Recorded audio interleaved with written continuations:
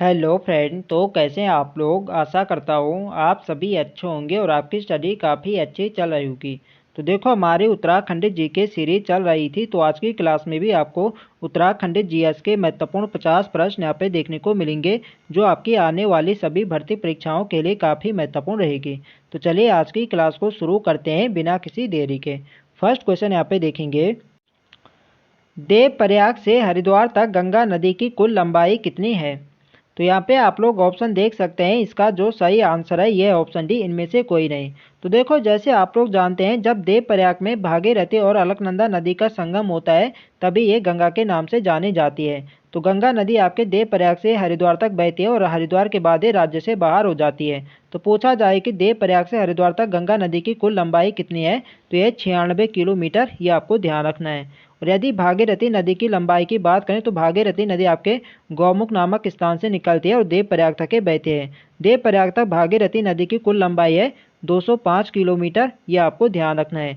यदि अलकनंदा नदी की बात करें तो अलकनंदा नदी आपके सतोपंथ हिमनद से निकलती है और वही बहती है आपकी भागीर यानी देवप्रयाग तक। देवप्रयाग में भागीरथी नदी से संगम करते हैं और इसके आगे गंगा के नाम से जानी जाती है। तो देवप्रयाग तक अलकनंदा नदी की कुल लंबाई है 195 किलोमीटर, ये भी आपको ध्यान रखना है, इंपॉर्टेंट है परीक्षा की दृष्टि से।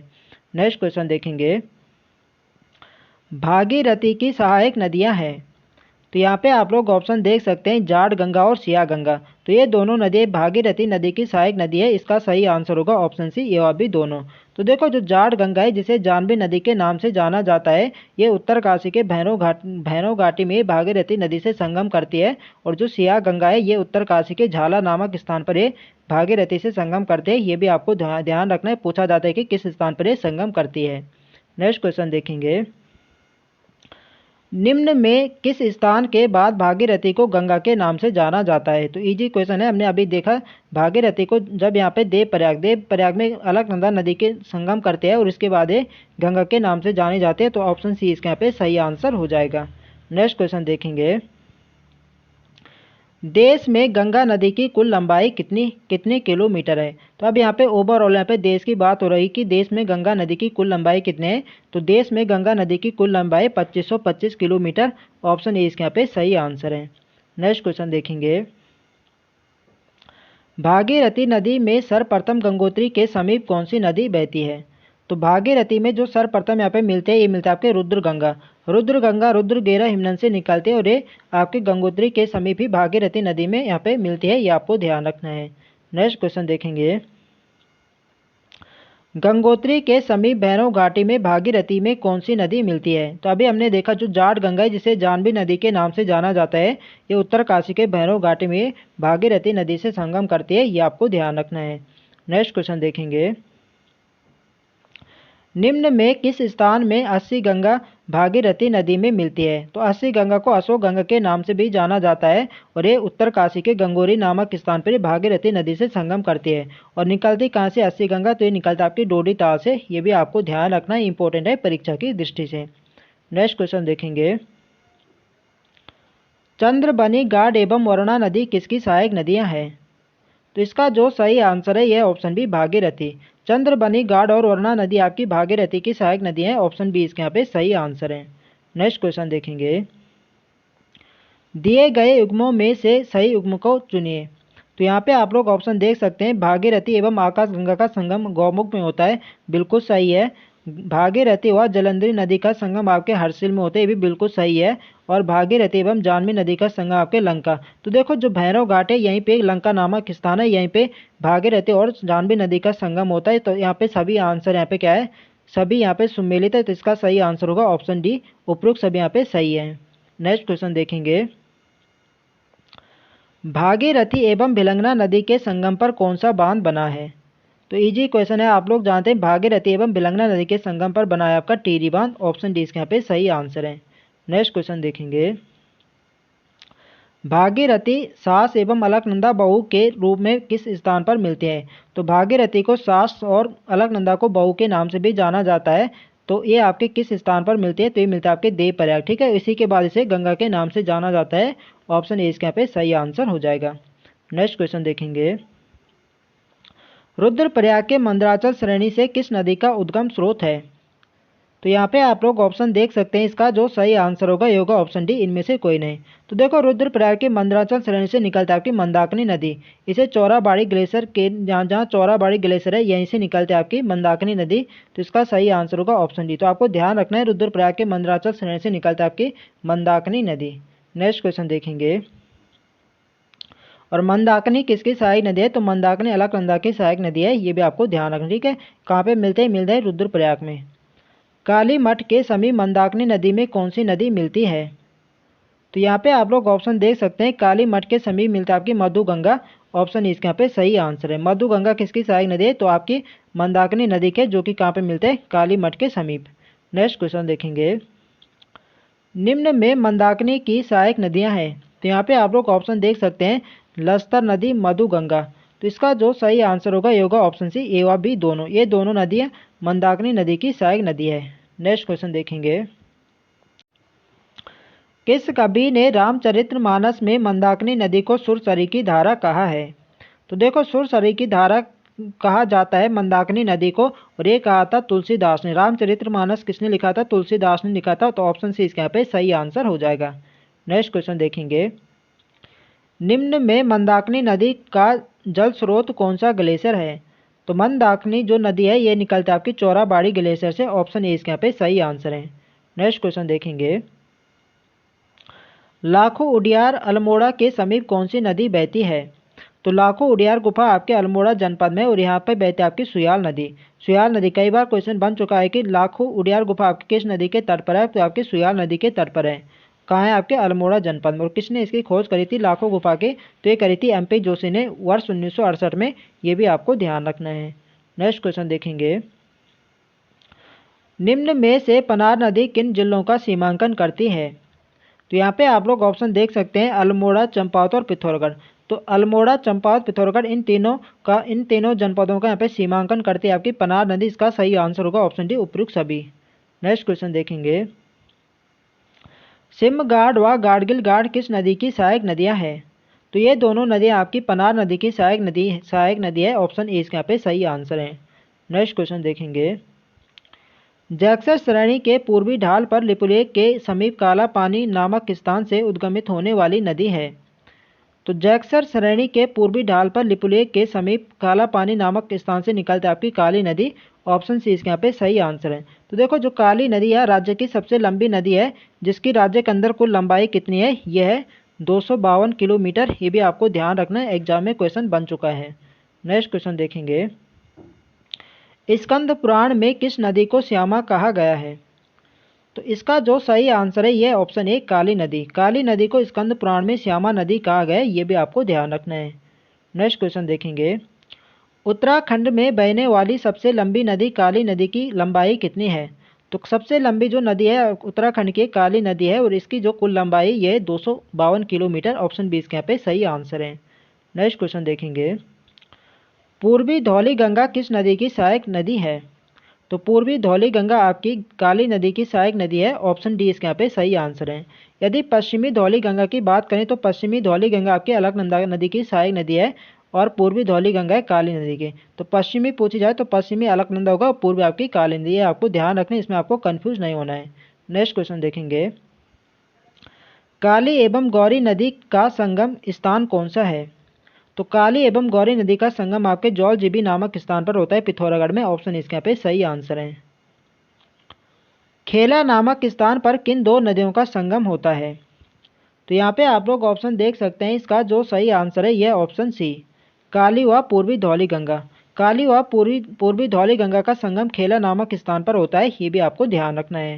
नेक्स्ट क्वेश्चन देखेंगे। गौरी गंगा का उद्गम किस हिमनद से होता है? तो इसका जो सही आंसर है ये ऑप्शन बी, मिलम हिमनद।